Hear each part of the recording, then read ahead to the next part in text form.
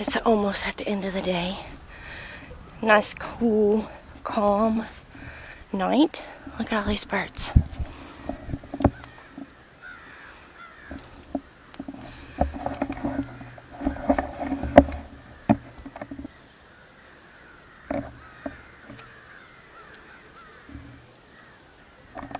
But I have a fire going now because I have some cast iron right here that is very sticky and needs see that residue, needs that burnt off of it.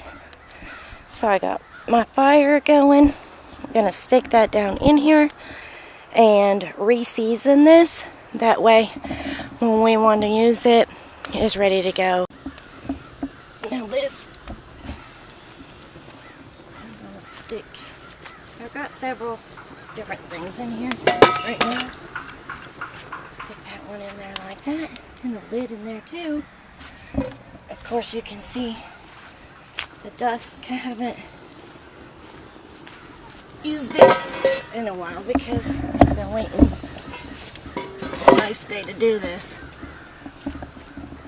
And I'll let that burn for quite some time. Get these pans really good and hot, like to the point where I'll probably put a lot of wood on these and then leave it until the morning until they're cool, and then bringing them inside and wash them up and season them, and then you can use them. But I'm going to show you all the steps and how we do it here. Now, like with anything, this is how we do it here. You can do it however you want to, however you feel like you need to. But we've had great success with this method. Okay. I'm always trying to be as efficient as possible. And I grew my green beans in a raised bed this fall with up some fencing. Well, the fencing has green beans all over it. See? Hi, Sassy.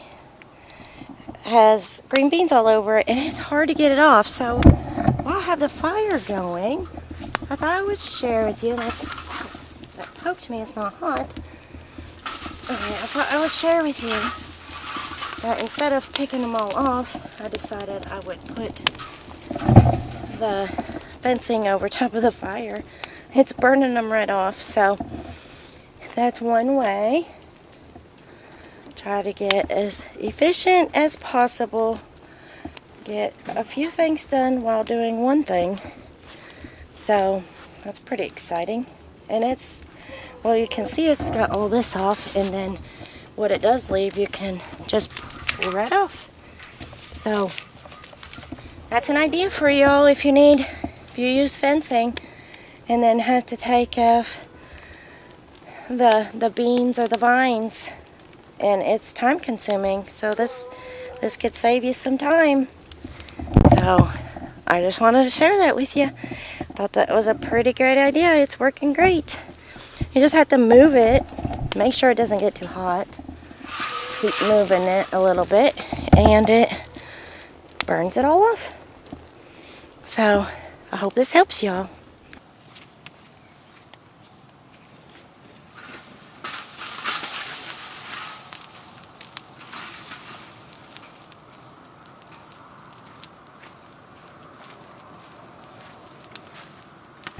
It's pretty early, but just got the feeding done, and I just wanted to show you that it burnt down really well and that it's still warm. So I'll probably leave it out here. Probably leave them out here for just a little bit longer. Okay, it's been several hours, and the pots are now cool. I'm gonna take them out and set them over here. So this is called stripping.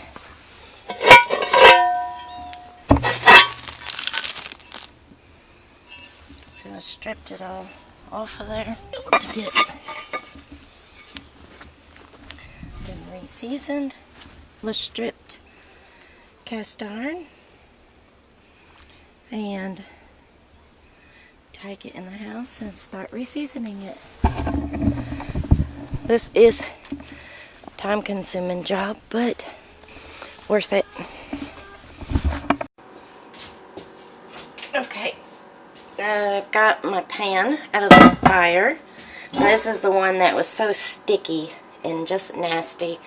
Got it out of the fire, but so now all I want to do is I'm going to use some very light soap, scrub it a bit just to get all the ashes and stuff off of it, and then so I'll show you what it's gonna look like. I'll show you what it'll look like after that. But then after that, we're going to pop it in the oven with some oil on it. So, but the main thing it's doing is I stripped this down because this is the one that I got at the yard sale, and it was just so sticky. Every time you cooked in it, it was just nasty. It's okay to use a little bit of soap right now because we are reconditioning them and reseasoning them, so it's okay to use the soap when you're doing that. But when after you've seasoned it and stuff, you don't want to put soap on it. But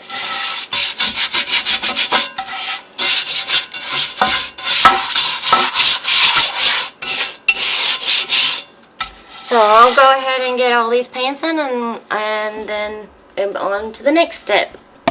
So I'm coming back on here and tell you that when you're redoing your pans, treat the inside just as well as the outside. You want to wash it completely, plus oil it completely also, outside and inside. So these are now ready to be oiled. The pans are washed. To dry them, I will just put it on the high heat.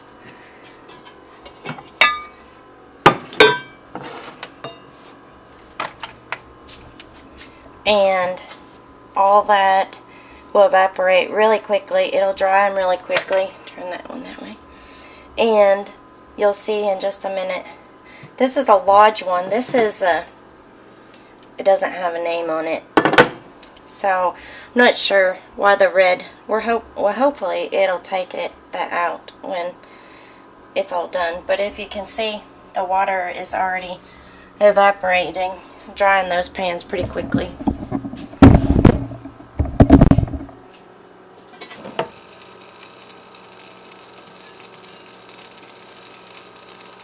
When you're dealing with the cast iron, you really want it to be dry. You got your pan stripped and dried. You're gonna take, I just use the lard and oil it. Both sides, I use a coffee filter. You're gonna oil it lightly. Come on over there. It's hard to do this one hand, y'all.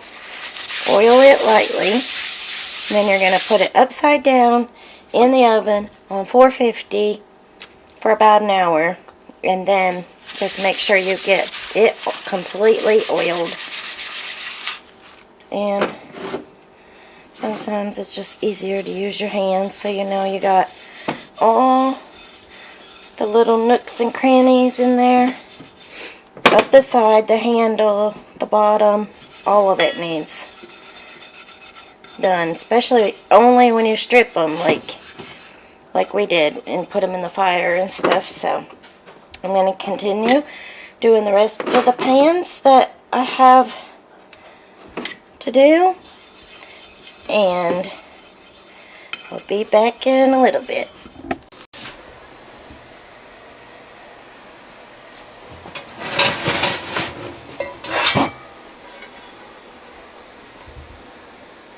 So it's the next day. I finally got them all done. I think I'm going to do another coat of seasoning on them because I think they need it. Here is the fence that I put in the fire. So to burn off the beans, and as you can see, they've done really well. Some of them is still on there, but you can pick a few of them off, no problem. But for the most part, it was really bad. So, just like I said, I showed you, I stuck it in the fire, burned them off a little bit, and it's good to use for next year now. That's how you re-season a pan, cast iron pan. And I thank y'all for watching, and y'all have a great day. Y'all come back.